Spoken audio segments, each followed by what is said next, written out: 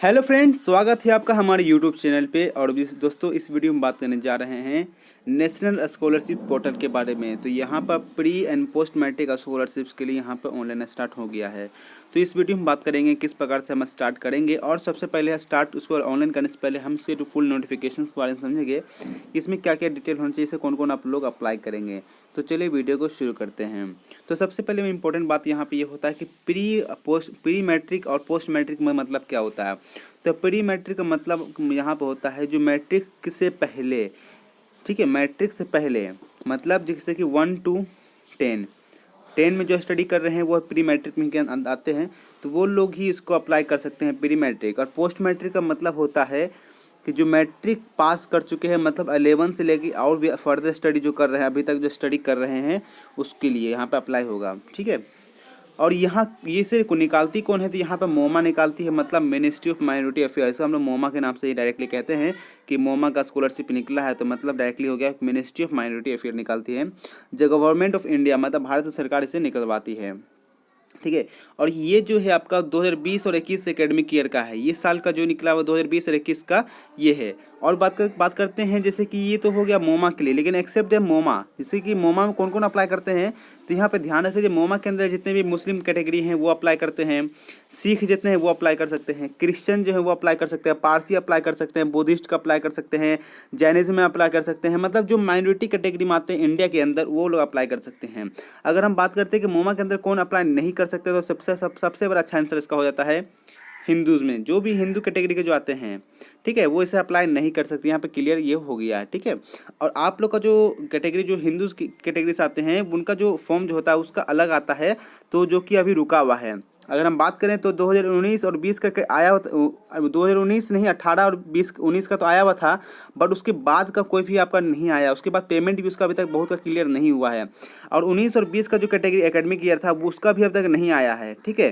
तो 20 और 21 का भी नहीं आया है, तो यहाँ पे ध्यान रखना आप लोग का अलग से निकलेगा, जो कि फरवरी के लगभग में निकलता है। तो चलिए यहाँ पे हम बात करते हैं इसे कौन कौन अप्लाई करेंगे। तो मैंने बोल दिया कि यहाँ पर आपका ये जो है स्कॉलरशिप जो है 2020 और 21 एकेडमिक ईयर का है, ठीक है, मैंने कह दिया यहाँ पर पहले आपको। अब डेट के बारे में बात करते हैं। सबसे पहले इंपॉर्टेंट डेट यहाँ पे देख लीजिए। स्टार्टिंग डेट जो आपका होगा 16 अगस्त 2020, मतलब आज से स्टार्ट हो रहा है। और लास्ट डेट आपका कब तक है, तो 31 अक्टूबर 2020 है, मतलब आपके पास भी 2 महीने का टाइम है कम से कम। तो आप यहाँ पे सब कुछ डॉक्यूमेंट जो घट बढ़ रहा है उसको बना के रख लीजिए। अब यहाँ बोलता है कि जो वेरिफिकेशन डेट होता है कॉलेज के द्वारा, तो वो आपका जो वेरिफिकेशन होगा वो 15 नवंबर से पहले हो जाएगा, ठीक है। 15 नवंबर तक भी करा सकते हैं, या अगर नहीं हो पा रहा तो आप कॉलेज में कांटेक्ट करके कंफर्म करवाइएगा। क्योंकि जब वेरीफाई होता है कॉलेज के द्वारा तो आपके मोबाइल पे मैसेज आता है। अगर नहीं आ पाया है मोबाइल पे अभी मैसेज, तो प्लीज़ कॉन्टैक्ट पे कॉलेज करके आप बोलिएगा कि वेरिफिकेशन नहीं हुआ है, ठीक है। लेकिन 15 नवंबर से पहले और 31 अक्टूबर के बाद ही इसको कॉल कीजिएगा, कॉलेज जो है वेरीफाई करेगा। हो अगर टाइम बढ़ेगा ये ऑनलाइन करने का, तो यहाँ भी टाइम जो वेरिफिकेशन का बढ़ेगा। तो इसीलिए ध्यान रखें, जब ऑनलाइन खत्म हो जाए तभी आपका वेरिफिकेशन स्टार्ट करता है कॉलेज, क्योंकि उसका अलग से नोटिस जाता है। अगर बात करें तो यहाँ पे किसी प्रकार का फीस नहीं लगता है एप्लीकेशन फीस में, ठीक है। ये free of cost of form ये अप्लाई होता है। तो चलिए यहाँ पे देख लेते हैं प्री मैट्रिक के अंदर क्या कहता है। प्री मैट्रिक में कहता है का स्कॉलरशिप उन्हीं लोग को मिलेगा, जो उसी स्टूडेंट को मिलेगा जिसने 50% मार्क्स से ज़्यादा प्लस किया होगा। मतलब जो 50% से कम नंबर लाए होंगे, मान लीजिए 500 का एग्जाम होता है, अगर उसने 249 नंबर भी लाया तो उसे अप्लाई नहीं कर पाएंगे। उनको 250 नंबर एकदम परफेक्ट लाना ही पड़ेगा प्रीवियस फाइनल एग्जाम के अंदर, ठीक है, तभी उसको अप्लाई करेंगे। मतलब 500 में अगर 250 लेकर आ गए हैं तो भी आप अप्लाई कर सकते हैं। और इसमें कोई एग्जाम नहीं होता, वो डायरेक्टली आपको अकाउंट में पैसा भेजता है। और साथ में कहता है कि एनुअल इनकम जो पेरेंट का होना चाहिए वो 1 लाख से ज़्यादा नहीं होना चाहिए। यहाँ पर ध्यान रखना है कि आपको जो इनकम सर्टिफिकेट इसमें बनेगा वो लेस देन 1 लाख बनेगा। 96,000, 90,000, 80,000 इन सभी से का बन सकता है, और आपको वही ओरिजिनल ही देना है। अब यहाँ लिख रहा है scholarships will be available to the students of minority community studying in class 1 to 10, मतलब जो 1 से लेकर 10 तक में जो पढ़ाई कर रहे हैं इस साल, वही से अप्लाई कर सकते हैं प्री मैट्रिक के अंदर। मैंने आपको पहले बोल दिया प्री मैट्रिक का मतलब क्या होता है। प्री का मतलब होता है पहले, या मैट्रिक मतलब मैट्रिक से पहले जो भी होते हैं पढ़ाई में, ठीक है, उससे बोलते हैं प्री मैट्रिक। अब बात करते हैं पोस्ट मैट्रिक में। तो पोस्ट मैट्रिक में सेम कहा, वही लोग बच्चे इससे अप्लाई कर सकते हैं जो 50% मार्क्स कम नहीं लाएंगे। 50% से जैसे ज़्यादा लाएंगे उसे अप्लाई कर सकते हैं, चाहे वो किसी भी फाइनल जो बोलता है प्रीवियस फाइनल एग्जामिनेशन, जो अपना जस्ट पिछले एग्जाम में आपको 50% होना चाहिए। साथ में लिखा कि एनुअल इनकम जिसका पेरेंट का वो 2 लाख से ज़्यादा नहीं होना चाहिए। एनुअल इनकम जो होना चाहिए वो 2 लाख से ज़्यादा यहाँ पे नहीं बोल रहा है, पोस्ट मैट्रिक में 2 लाख से ज़्यादा नहीं होना चाहिए एनुअल इनकम। अब हम बात करते हैं, जैसे कि मान लेते हैं 12th के बच्चे से अप्लाई कर रहे हैं, तो वो कौन किसका डालेंगे, 11 का मैट्रिक डिटेल डालेंगे कि मैट्रिक का डालेंगे।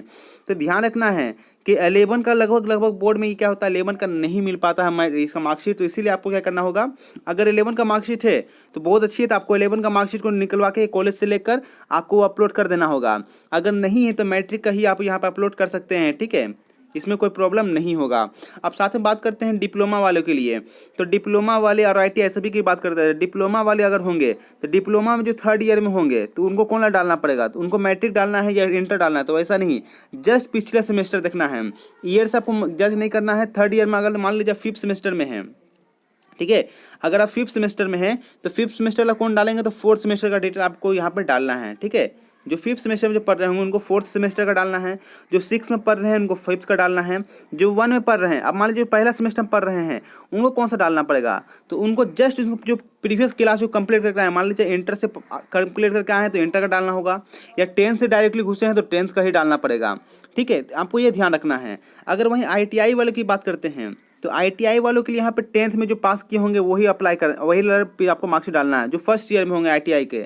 लेकिन जो 2nd ईयर होंगे ITI में तो उनको क्या करना है, उनको 1st ईयर वाला जो मार्कशीट जो होगा ITI का वो डालना है। लेकिन बहुत सी जगह क्या होता है आजकल ITI में क्या हो गया है कि ITI 2 साल का डायरेक्टली हो गया, जिसको हम बात करते हैं NCBT में क्या हो गया, SCBT में कुछ ऐसा कि 2 साल का डायरेक्टली कोर्स हो गया है, डायरेक्टली 2 साल में एक बार एग्जाम होगा।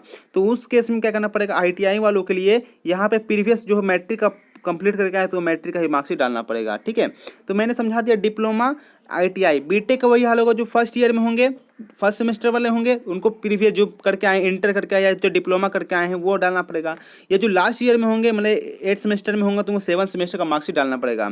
अगर जिनका अभी तक नहीं आया उनको वेट करना पड़ेगा, उसका बाद में आ ही जाएगा। तो ये सब क्लियर आपके दिमाग में हो गया होगा, ठीक है। तो यहाँ पे देखिए, यहाँ पे जो लिख रहा है कि कौन कौन इसे अप्लाई कर सकता है। 11 12 जो स्टडी कर रहे हैं, चाहे टेक्निकल और वोकेशनल कोर्स कर रहे हैं वो भी अप्लाई कर सकते हैं, जिसमें पॉलिटेक्निक ITI बीटेक एमटेक जो भी कोर्स इसके अंदर आते हैं वो अप्लाई कर सकते हैं। अब एक आता है मेरिट कम मीन्स स्कॉलरशिप। ये भी इंपॉर्टेंट होता है कि मेरिट कम मीन्स स्कॉलरशिप का मतलब क्या होता है। तो यहाँ भी कह रहा है कि उसी बच्चों को यहाँ पे मिलेगा स्कॉलरशिप जो 50% ज़्यादा मार्क्स लाए होंगे किसी भी एग्जामिनेशन के अंदर अपने प्रीवियस फाइनल एग्जामिनेशन में। और इसमें कह रहा है एनुअल इनकम जो होगा इस गार्जियन का वो 2.5 लाख से ज़्यादा नहीं होना चाहिए।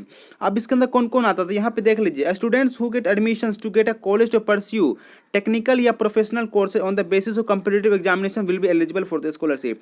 मतलब जो टेक्निकल कोर्स कर रहे हैं या प्रोफेशनल कोर्स कर रहे हैं या इसमें बहुत प्रोफेशनल PhD आ जाता है एक तरह से माना जाए, तो PhD MTech MA ये सभी इसको प्रोफेशनल कोर्स के अंदर आता है। टेक्निकल में BTech हो गया और MTech हो गया, ये सभी अप्लाई कर सकते हैं। तो ज़्यादा फायदा क्या होता है, किस में अप्लाई करना चाहिए। अगर हम बात करें डिप्लोमा वाले तो यहाँ पे सिर्फ अप्लाई करेंगे पोस्ट मैट्रिक में, लेकिन अगर हम बात करें कि बीटेक और एमटेक वाले किस में अप्लाई कर रहे थे, बी याद कर लीजिए, एमटेक बीटेक या इसके आगे जो पढ़ाई कर रहे हैं टेक्निकल में, उसको सबसे अच्छा होता है कि मेरिट कम मीन्स स्कॉलरशिप में अप्लाई करने का फायदा होता है, क्योंकि इसमें इसका अमाउंट जो होता है वो ज़्यादा आता है as compare to post matric में, ठीक है। तो पोस्ट मैट्रिक में हो सके आपका 5 से 6 हज़ार, लेकिन मैट्रिक कम मेंस में आपका 20,000 से प्लस ही लगभग आता है, ठीक है। ये ध्यान रखना है। अब देख लीजिए कौन क्या क्या डॉक्यूमेंट आपको यहाँ पर लगेगा। तो यहाँ पर बोल रहा है अगर स्कॉलरशिप आप 50,000 से ज़्यादा का क्लेम कर रहे हैं तो आपको किसी प्रकार का, अगर 50,000 तक आप अप्लाई कर रहे हैं कि अगर आपको 49,500 हो गया है तो आपको किसी प्रकार का डॉक्यूमेंट्स को अपलोड करने की कोई ज़रूरत नहीं है, लेकिन आपको कर ही देने में ही फ़ायदा होता है, ताकि आपको प्रूफ होता है कि मैंने इतना ही डाला है, उतना ही मेरा लग रहा है, उतना ही मैंने दिया है। लेकिन जिनका 50,000 से ज़्यादा हो जाता है तो उनको भी यहाँ उनको लिए बोलता है कि उसको अपलोड करना पड़ेगा। लेकिन किसी का कम आय ज़्यादा है लेकिन आपको यहाँ पर अपलोड करना ही पड़ेगा, क्योंकि ऑनलाइन में वो बोलेगा ही अपलोड करने के लिए, जिसमें आपको क्या क्या लगेगा, स्टूडेंट का फोटो, फिर verification form to be provided by the institution. मतलब वेरिफिकेशन फॉर्म का मतलब होता है बोनाफाइड सर्टिफिकेट। अगर बोनाफाइड सर्टिफिकेट का अगर ऑप्शन आएगा अपलोड करने के लिए तो डालिए, नहीं तो छोड़ सकते हैं। ये ऐसा ऑप्शन यहाँ पे नहीं रहता, पिछले बार भी नहीं था। इनकम सर्टिफिकेट आपको देना पड़ेगा जो कि गवर्नमेंट के द्वारा जो किया जाता है, जिसको हम बोलते हैं RTPS, मतलब ब्लॉक के द्वारा जो आपको मिलता है वो अपलोड कर दीजिएगा इनकम सर्टिफिकेट। साथ में अगर आप OBC के अंदर आते हैं या SC के अंदर आते हैं, ST के अंदर आते हैं तो भी आप अप्लाई कर सकते हैं। आपको लिंक कास्ट सर्टिफिकेट देना पड़ेगा। तो आपको यहाँ पे इनकम, रेसिडेंशियल और कास्ट सर्टिफिकेट अपलोड करना पड़ेगा। अगर जो कैंडिडेट अगर किसी भी कैटेगरी से नहीं आते, मतलब जनरल कैटेगरी से आते हैं, तो उनको देने की कोई जरूरत नहीं है, उनको डायरेक्टली कम्युनिटी सर्टिफिकेट नहीं लगेगा। वो डायरेक्टली फॉर्म में जनरल लिखेंगे और फॉर्म को अप्लाई करेंगे। क्योंकि लगभग मुस्लिम कैटेगरी में क्या होता है, मुस्लिम के अंदर जनरल कैटेगरी ज़्यादा होती है, शेख सैयद और पठान कैटेगरी जो आते हैं उन सभी क्या होता है जनरल कैटेगरी में आते हैं, तो उनको कोई दिक्कत नहीं है। यहाँ पे लिख रहा है कि जो कि सेल्फ सेटिस्फाई कम्युनिटी सर्टिफिकेट होना चाहिए एप्लीकेंट के द्वारा, जिसमें 18 साल से एज तक होना चाहिए। अगर उससे ज़्यादा होंगे, अगर 18 साल से ज़्यादा हो तो बच्चा अपने हाथ से फॉर्म को लिखेगा, लेकिन अगर नहीं, अगर 18 साल से कम है तो पेरेंट्स को यहाँ पे पेरेंट्स को लिखना पड़ेगा, ठीक है, और सेटिस्फाई करना पड़ेगा। फिर बोलता है applicants for a scholarship under MCM based scheme have to upload self attested marksheet. मतलब जो MCM के अंदर जो आपको मिल रहा है पैसा मिलेगा, स्कॉलरशिप मिलेगा, उसमें आपका सेल्फ अटेस्टेड मार्कशीट होना चाहिए, जिसमें कि एप्लीकेंट का सिक्योर, जिसमें एप्लीकेंट का जो नंबर जो मार्क्स होगा वो 50% मार्क्स से कम नहीं होना चाहिए, उसके हायर सेकेंडरी या ग्रेजुएशन लेवल के जो बोल रहा है। आगे और बात करें तो यहाँ पे एक रसीद आपको लगेगा, साथ ही बैंक अकाउंट नंबर लगेगा स्टूडेंट का हर कैटेगरी के लिए। आवासीय मैंने बोल दिया, रेसिडेंशियल या डोमिसाइल। आधार नंबर लगेगा। आधार नंबर मतलब कि आपका नाम जो होता है मैट्रिक के मार्कशीट में और आपका आधार कार्ड में नाम दोनों सेम होना ही चाहिए, ठीक है। और यहाँ कहता है आपका school, if a school institute located in a state और फ्रॉम डिफरेंट डोमिसाइल स्टेट, तो यहाँ पे एप्लीकेंट को बोनाफाइड सर्टिफिकेट देना पड़ेगा स्कूल से। मतलब अगर आपका, मान लेते हैं आप रहते हैं बिहार से हैं, अगर आपका जो कॉलेज है पढ़ाई करने का, अगर वो आपका कह सकते हैं अगर झारखंड में है, तो आपको बोनाफाइड सर्टिफिकेट लगाना पड़ेगा, उसमें अटैच करने का ऑप्शन आ जाएगा, ठीक है। अगर जो एक ही स्टेट में बिहार के लड़के यहाँ बिहार में पढ़ रहे हैं तो उनको बोनाफाइड की कोई जरूरत नहीं पड़ेगी, ठीक है। तो यहाँ पे मैंने बता दिया क्या क्या डॉक्यूमेंट लगेगा, तो डॉक्यूमेंट्स फिर से सुन लीजिए। पहला आपका फोटो लगेगा, ठीक है। फिर आपका आवासीय रेसिडेंशियल इनकम और आपका ये कास्ट सर्टिफिकेट, साथ में आपका रसीद लग जाएगा, और आपका यहाँ पे बैंक का पासबुक लग जाएगा, आपका आधार कार्ड लग जाएगा और बोनाफाइड सर्टिफिकेट लगेगा। ये सभी डॉक्यूमेंट्स आपको यहाँ पर अपलोड करना पड़ेगा। तो इसका जो स्टार्टिंग डेट है वो स्टार्ट हो चुका है, उसके लिए आपको यूट्यूब पे बहुत सारी वीडियो मिल जाएगा किस प्रकार से करना। अगर नहीं जान पा रहे तो मेरा भी एक लिंक डिस्क्रिप्शन में दिया हुआ, वहाँ पर जाकर देख सकते हैं किस प्रकार से इसको हम ऑनलाइन कर सकते हैं, ठीक है। तो आशा करता हूँ यहाँ पर आपको समझ में आ गया हो कि कैसे क्या क्या करना होगा, क्या इसमें तरीका है। तो आशा करता हूँ बहुत अच्छा लगा होगा। अच्छा लगा हो तो लाइक शेयर, चैनल को सब्सक्राइब कीजिएगा। मिलेंगे नेक्स्ट वीडियो में। Thank you for watching this video.